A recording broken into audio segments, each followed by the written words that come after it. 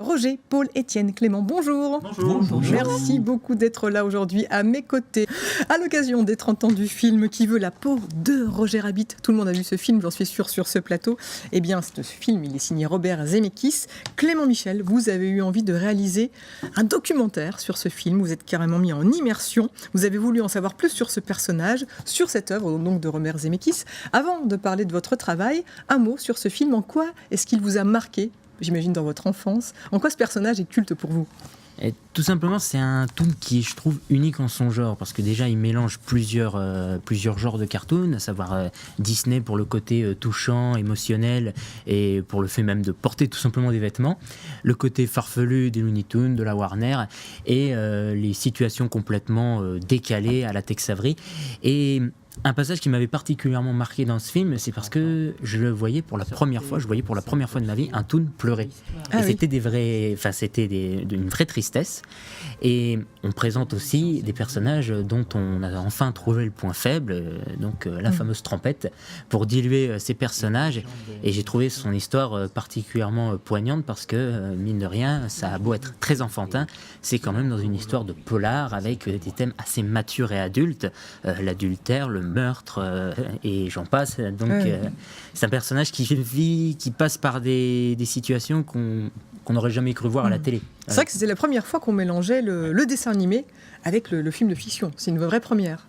Surtout le polar, en fait. Ça avait été, on va dire, exploité avec des longs métrages comme Mélodie du Sud, où ça avait été poussé à son extrême avec Mary Poppins, mais on n'était jamais allé aussi loin en termes de technique, d'interaction avec rien, le néant en fait, pour les personnages de dessin animé, qu'avec Qui veut la peau de Roger Rabbit de Robert Zemeckis.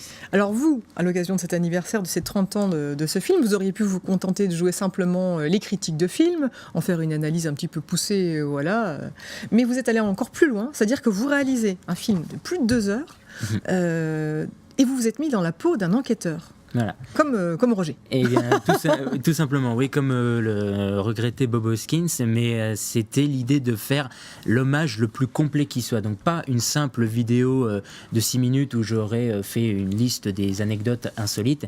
Voilà. Tout comme pour fêter un anniversaire dont on préparerait une surprise, il y a eu une vraie recherche, de la documentation, et une préparation, une mise en scène. Et je voulais vraiment pousser cet hommage au maximum, donc en réalisant un long métrage avec un fil conducteur au travers de divers chapitres, les acteurs, la technique et les anecdotes insolites, donc pour rendre hommage à ce long métrage qui est mon préféré. Et je ne suis pas le seul dans ce cas-là, et ça m'a fait plaisir. Et vous parlez d'anecdotes, et on va regarder justement un petit extrait qui on parle de quelques-unes tout de suite.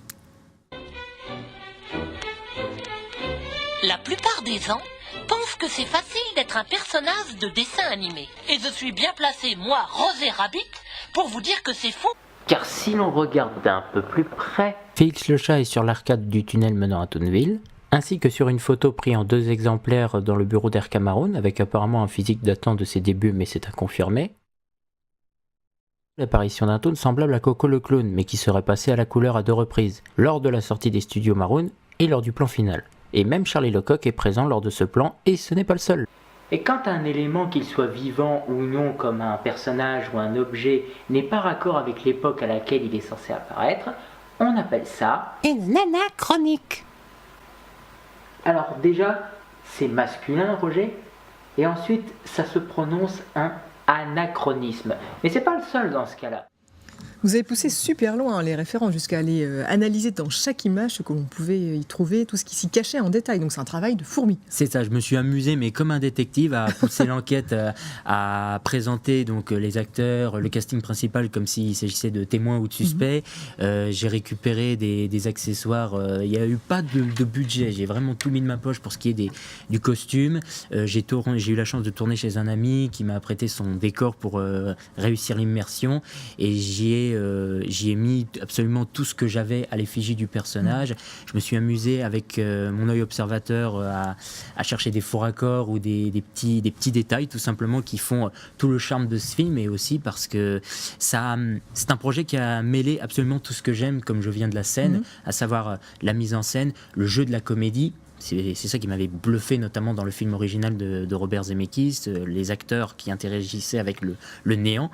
Le doublage, comme on a entendu, un extrait où je m'amuse à reprendre la voix de Roger, et comme on voit l'apparition de certains figurants, Oui. dont je tiens à saluer Amy de Cosplay and Pix, qui a été un petit peu Mad Jessica, parce que le personnage lui parle énormément. Elle en fait craquer plus d'un, hein, Jessica. Oui, c'est pour ça que ce film non seulement m'a fait aimer les polars, mais aussi m'a fait avoir une préférence pour les rousses.